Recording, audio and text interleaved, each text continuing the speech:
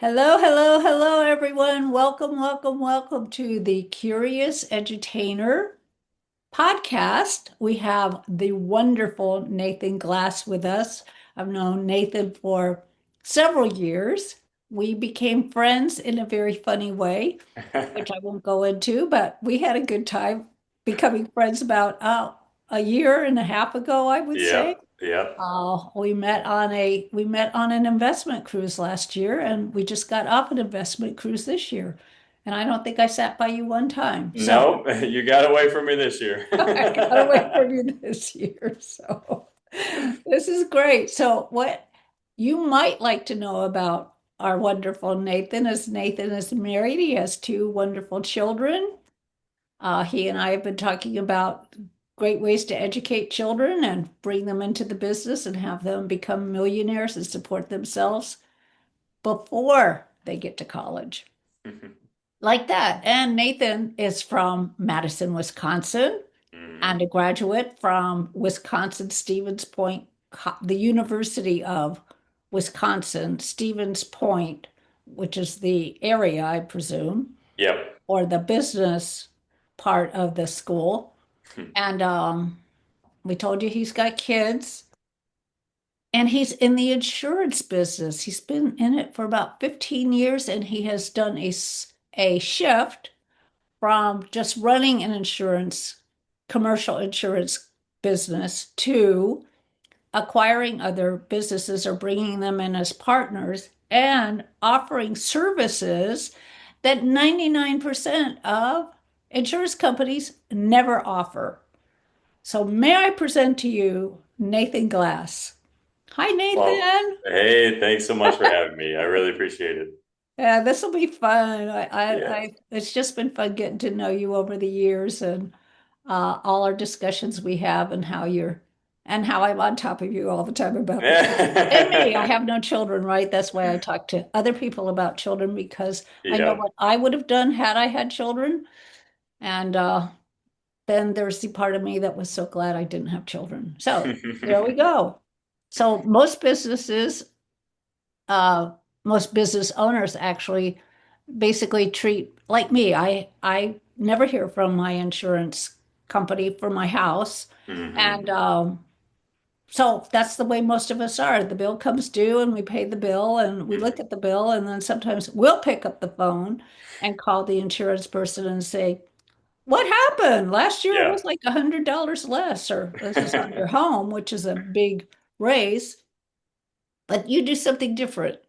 So tell us about what you do that's different. Yeah. For me, I've basically been in insurance my entire career, Mhm. and you learn very quickly there's one way the game is played from an insurance company point of view. And so if you're playing their game, you got to play by their rules. And let's just say they stack the deck. Everybody's been Yep. experiencing it. And so if you've had insurance for any length of time, whether or not it's on the personal side, your auto, your home, more so on the business side where we currently operate, you just know you got a labyrinth you got to walk through. Somebody can guide you through that. But if you're still playing by their rules, it's their game versus you create your own rules. And so that's the switch that we've been helping companies make is instead of just renting your insurance from the guy that is out there, the insurance carrier, starting to move that over so you actually own your own insurance carrier. You own, oh, really? Should Yeah, I and ask? there's a hybrid. It's not a one or the other. You don't have to go all Really? one way or all the other way. You don't have to do what the Amazons of the world do and, completely self-insure. There's a spectrum here. There are steps that you can take. And so that's what we help people navigate is figuring out, all right, we can move some of these dollars that are going over here to the insurance carrier, shift them over here to an area that you can then keep those dollars for yourself and then reinvest them so you can grow those dollars as well. Oh, like I'm gonna pay myself a commission, for instance. Usually it would be something like a dividend, but you also Oh, have ability to direct those funds. Think about an got it. insurance An insurance carrier, they're not sinking everything into the S&P 500, right? They have all sorts of different investments. There was actually a really unique story I heard from a guy in Florida, a friend of mine, and he was at an event with the director for underwriting for State Farm. And State Farm's director of underwriting said they don't know why they were pulling out of home insurance in Florida at the time, because what they would do is they would actually look and they would see a hurricane developing off the coast. So they would buy lumber futures. So they actually made significant amounts of money when they were paying out claims, because a hurricane would come in, destroy all these homes, they would pay out the claims, but the investment they made was more than paying for the claims that they were paying out. Really? Yep. And so when you start to have those capabilities to make those decisions yourself, to direct those funds, you are the insurance carrier, not somebody else, you get a lot more opportunities on the table. Wow, that's really great. And what had you, how did you find out about this or create this? Was it the guy in Florida that had you make the Yeah. switch or? He was actually one of the guys that really helped me go down this rabbit hole. He's friend, mentor, been in the industry for a very long time. And so I brought a client to him that I was working on, a prospect at the time, and said, "Hey, can you help me out here?" And he's like, "Well, have you considered talking about what they refer to as a captive?" That's just the name that they call it. And I was like, "What is that?"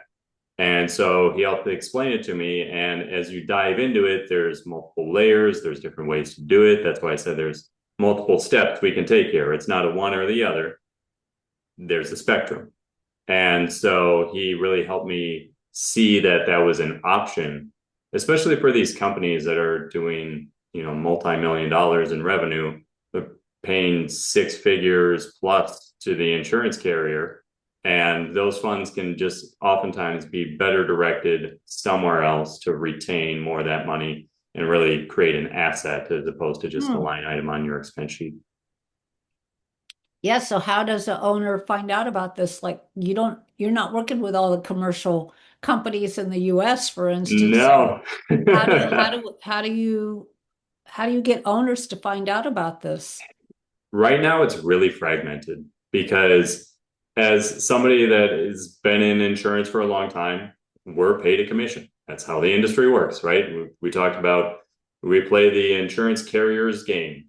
They pay somebody a commission to go out and sell their product. Mm. That's how it works. So the more you pay, the more the insurance broker makes. So what's my incentive to have you pay less over here and do your own thing over there? It doesn't really exist from a monetary point of view. There are other reasons why. But there's also sometimes financial advisors that are really adept at advanced strategies. You just mentioned this investor cruise. There was an estate planning attorney where he had this sheet of Excel spreadsheet. I think it was like 30 or so different wealth strategies, captives being among them, other insurance vehicles among them. And so you get these different areas over several professions where you might get somebody here, you might get somebody there, but oftentimes it gets somebody that's really been diving deep, being sophisticated to figure out what option this is, and then identifying, okay, you might be a good candidate. So unfortunately, right now, there's just not a good way to go about it. And that's what we're trying to change. We're Hmm. trying to figure out a way that more people can get at least exposed to this idea and figure out if this is something that is good for them now or maybe in the future.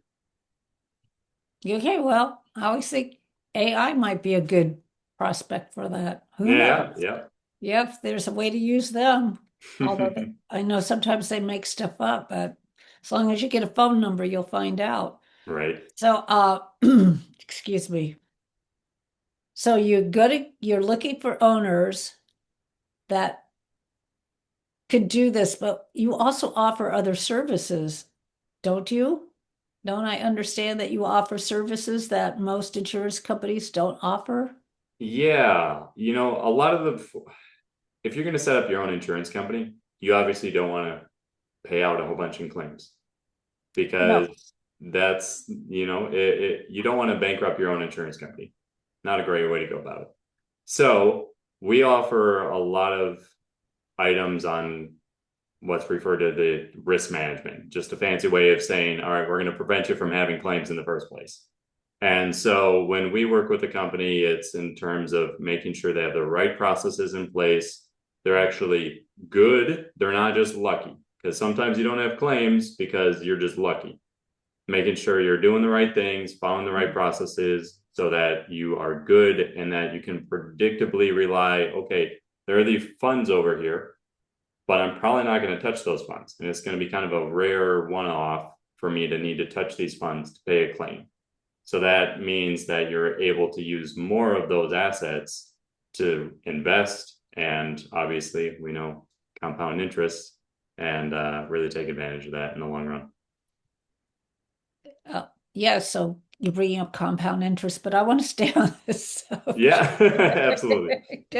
Yeah, so somebody that's listening right now and they're Mm-hmm. paying somewhere between, I don't know, 200 to $750,000 for insurance, they could be paying 1 million, right? I mean, are there policies that are that high? Oh yeah, Oh, that's all over the place. so it doesn't matter. Any kind of commercial, somebody that's got commercial, a business, and they've got Mm-hmm. insurance, they should actually be talking to you about how they could be running their own insurance company and making sure that they have safety things in place Mm-hmm. to make sure, because accidents still happen, Yep. but you at least have checklists in place. I'm the checklist queen, as we all know, uh, Mm-hmm. to make sure that they've done their due diligence on their policy and educated their employees like that, Yep. right? Yep. And Absolutely. you're going to educate them about what they need to know to make sure that they aren't putting in claims and bankrupting their own company. Like Yep. that. So what's the first move that someone should make? Yeah, I mean, it's as simple as first of all, this is not something for somebody that is totally risk averse. If you just totally okay paying an insurance carrier that all right, that money's going out the door, but they're going to handle a majority of things that happen, then that's fine. You have to recognize you're going to take on a little extra risk, obviously, for a much greater upside. So that's kind of the first question you have to ask yourself. Second of all, talked about, are you good or are you just lucky? So making sure the right policies and procedures are in place, just having those audited, bringing in somebody to just review those systems, super simple. And then really the third one is just, are you financially ready?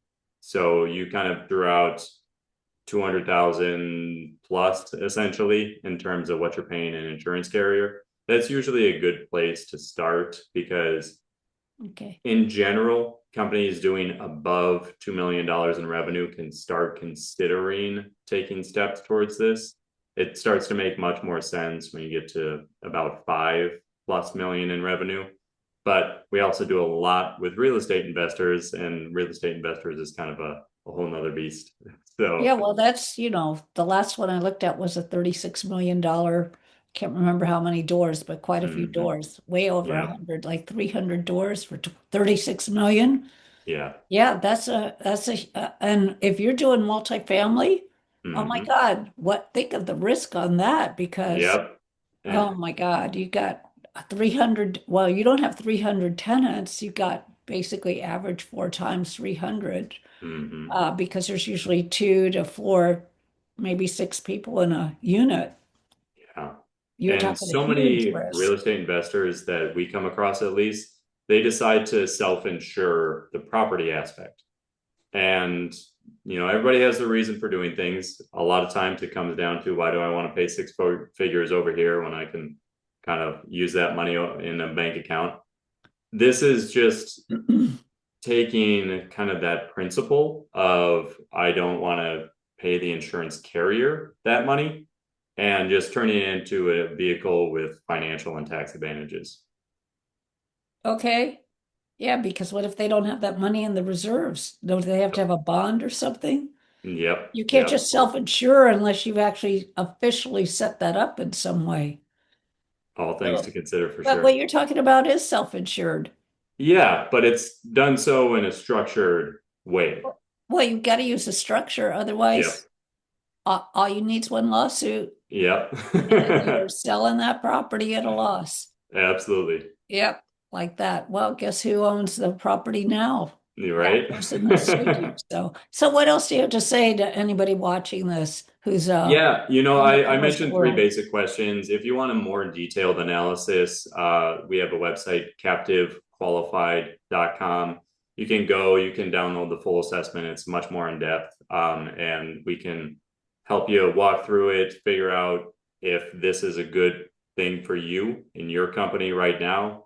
Go through all the crazy steps. But it's a pretty simple process at the end of the day, just Okay. figuring out if this is a good vehicle for you. And if it is, we can show you what the upside could look like. Well, how are people going to get hold of you? If you go to captivequalified.com, you download that. There's also places to book some time on my calendar so you can get a one-on-one So consultation. it's captive, CAPTIVE, captive calendar, Captive qualified. CALAN. Oh, So wait, say it qualified. again. Captivequalified.com. Qualified, not qualified. Qualified. Qualified with a D. Captive, Q U A, qualified, yep, QUALIFID uh, .com. .com. Yep. Okay, great. Let's have some people call you and find out more. Yeah, perfect. Yeah, there's nothing like having enough cash flow to do the things you need to do. Thank Absolutely. you, Nathan, so much. This has been Yeah, thank great. you. This Great is seeing you as making always. other, you know what I like about this? This is showing people how they can have more cash flow for their company, Yeah, make themselves move into the brackets they want to be in. So thank you very much for sharing this. of course.